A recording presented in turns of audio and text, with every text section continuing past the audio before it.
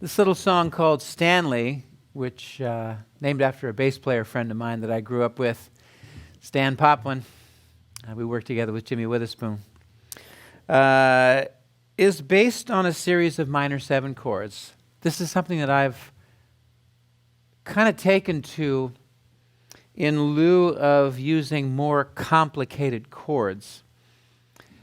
Harmonizing a melody to make it interesting is a process of basically finding just different chords to rub up against whatever the note of the melody is.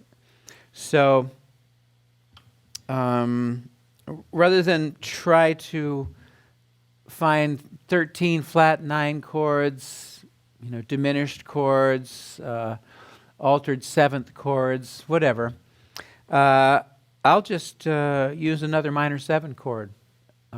So this melody begins on an F minor 7, and then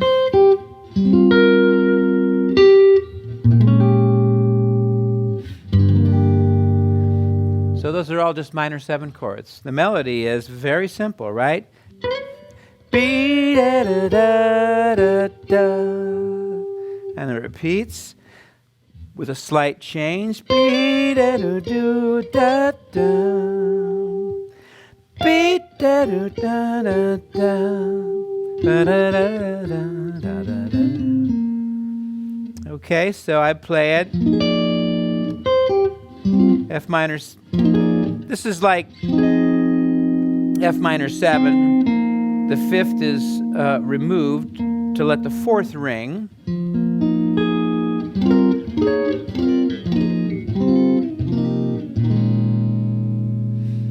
This is something I've shown in courses in the past, where I'll use just fourths, move them in a pentatonic way. So here, I'm basically doing the same thing with this minor 4 chord voicing.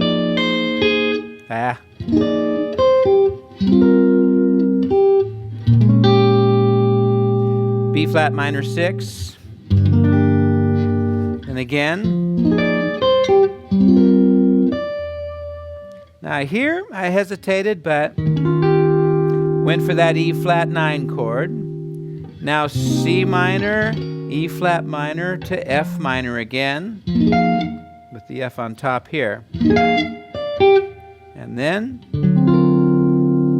basically D raised 9 raised 5 to G minor to A minor.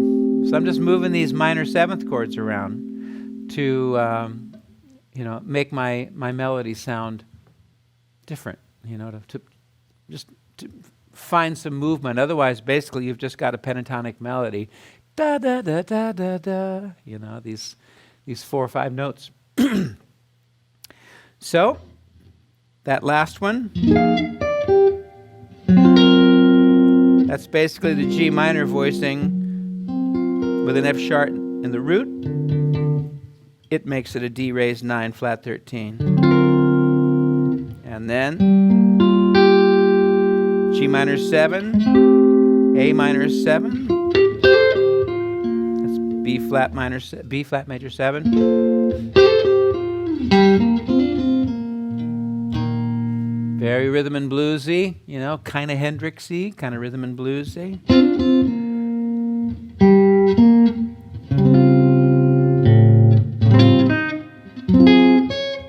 That's my melody. I'm kind of using fourths. That note actually right there, it's a wrong note. I'm putting the major 7th against an altered 7th chord. But everybody lifts because it's played short. And the note's out there in space by itself. Right? That note's just out in space. So you don't hear or feel the rub of the quote wrong note, you know. I'm not trying to give people license to play bad notes. I'm really not. But there are, you know, if you're if you're actually hearing something and you like it, you know, who's to say? So once again here, same.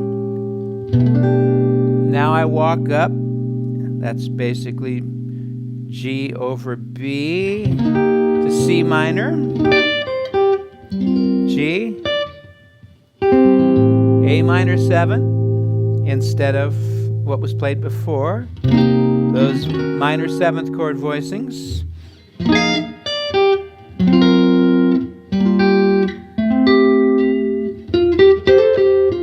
That's B flat.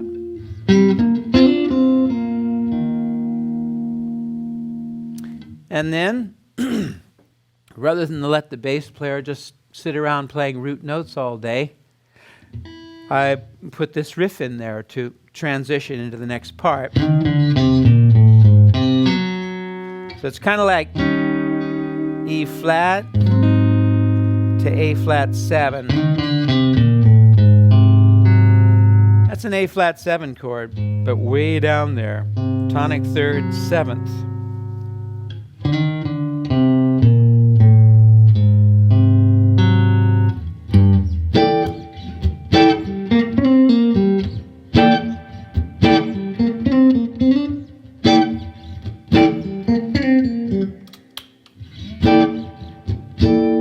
G minor 6, add 9.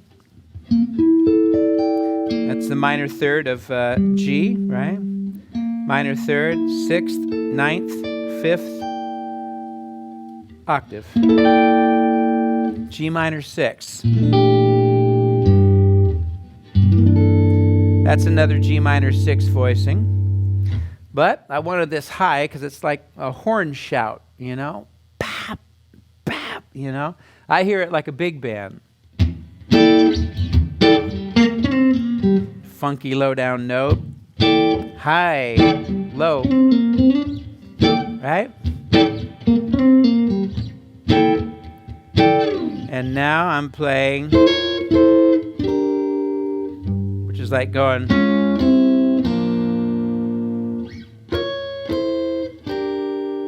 That's the first time. You notice I'm touching the strings down here so they don't ring with this finger. And then, now that's a bit of a chop buster, that chord. But I want to hear this straight up 7th voicing. And that's even more awkward for me.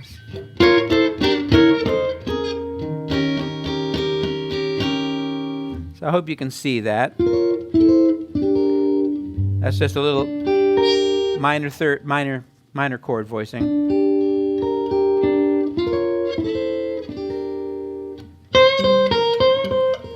That's the melody, right? Very bluesy. You could go. That would be the better choice than, well, there's that chord voicing.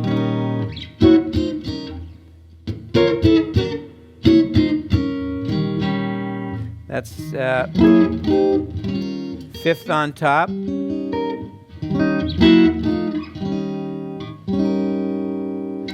If you don't like this, which is, that's kind of a chop buster. I just like, that's the voicing I want to hear, so I'm just kind of forcing myself. Down to the C.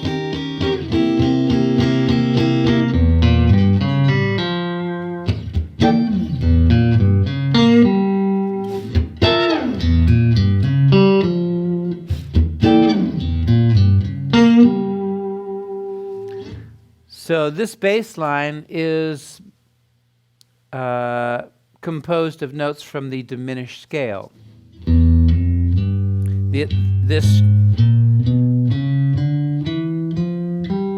This this diminished scale. So I'm playing, right? Those are all minor third intervals.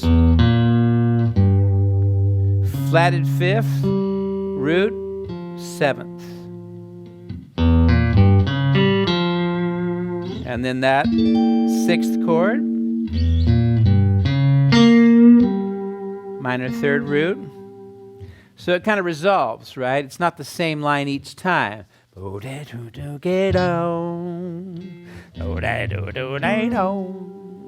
resolves on the root the second time, right? First time it's kind of hanging in the air.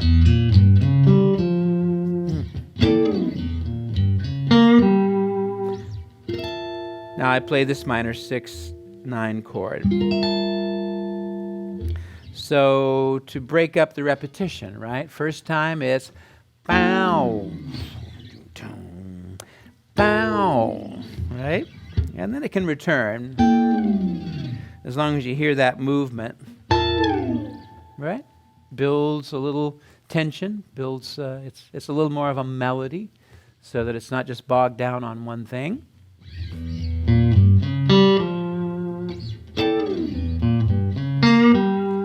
Now the first time we play the melody, we walk down to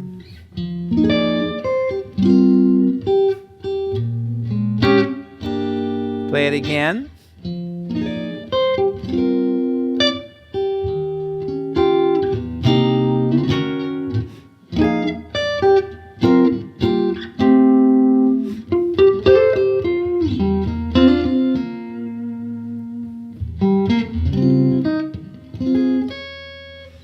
Etc.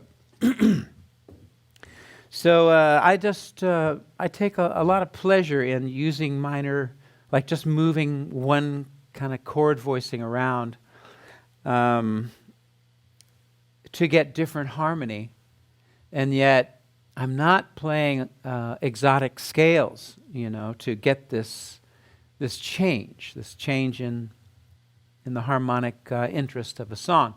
Just using one minor 7 chord, and I'm moving it around, putting it, here and there. So that was literally the idea, and it's something that I harp on a little bit. Give yourself a challenge.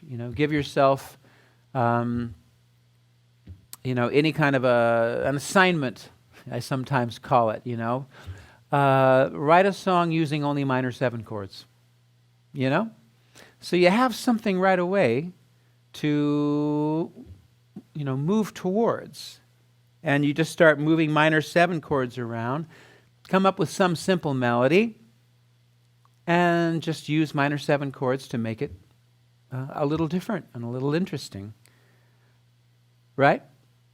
So you might give that a try.